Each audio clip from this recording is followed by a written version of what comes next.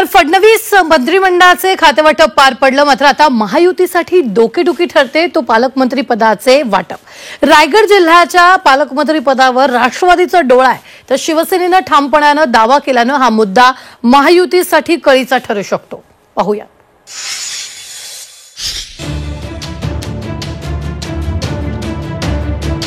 रायगडचा किल्लेदार कोण होणार?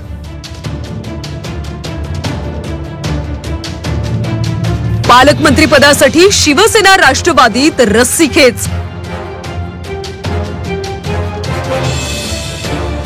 रायगडचं पालकमंत्रीपद शिवसेनेकडून प्रतिष्ठेचं।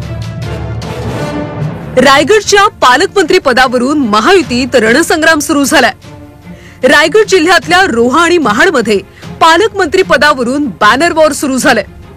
शिवसेनेनं रायगडचं पालकमंत्रीपद प्रतिष्ठेचं केलंय। एकनाथ शिंदे मुख्यमंत्री असताना शिवसेनेकडे रायगडचं पालकमंत्रीपद होतं। यावेळी रायगडच्या पालकमंत्री पदावर आदिती तटकरे आणि भरत गोगावलेंनी दावा केलाय। भरत गोगावलेंनी तर आपणच रायगडच्या पालकमंत्री पदासाठी योग्य असल्याचं म्हटलंय।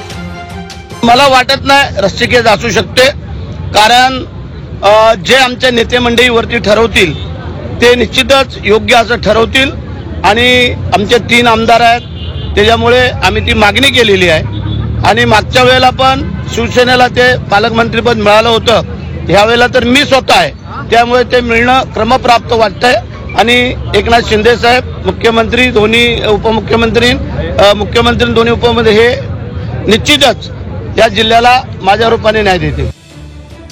भरत गोगावलेंचं होमग्राऊंड असलेल्या महाडमध्ये तर गोगावले हेच पालकमंत्री होतील असा विश्वास व्यक्त करण्यात आलाय। तर आदिती तटकरेंचा मतदारसंघ असलेल्या रोह्यात देखील भावी पालकमंत्री असे बॅनर लागलेत। मेरिटच्या जोरावर भरत गोगावलेच पालकमंत्री होतील असा दावा त्यांच्या समर्थकांनी केलाय।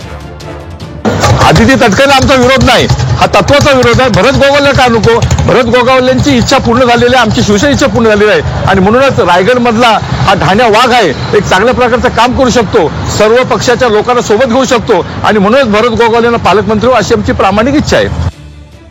आदिती तटकरेंनीही पालकमंत्री पदावर आपला दावा कायम असल्याचं सांगितलंय। पालकमंत्री पदाचं माप वरिष्ठ आपल्याच पदरात टाकतील असा विश्वास त्यांनी व्यक्त केलाय।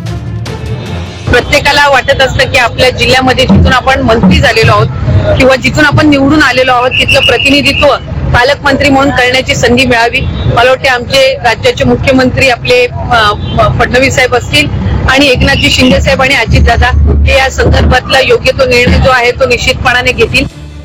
शिंदे सरकारमध्ये रायगडचं पालकमंत्रीपद हा शिवसेना राष्ट्रवादीतल्या वादाचा मुद्दा बनला होता।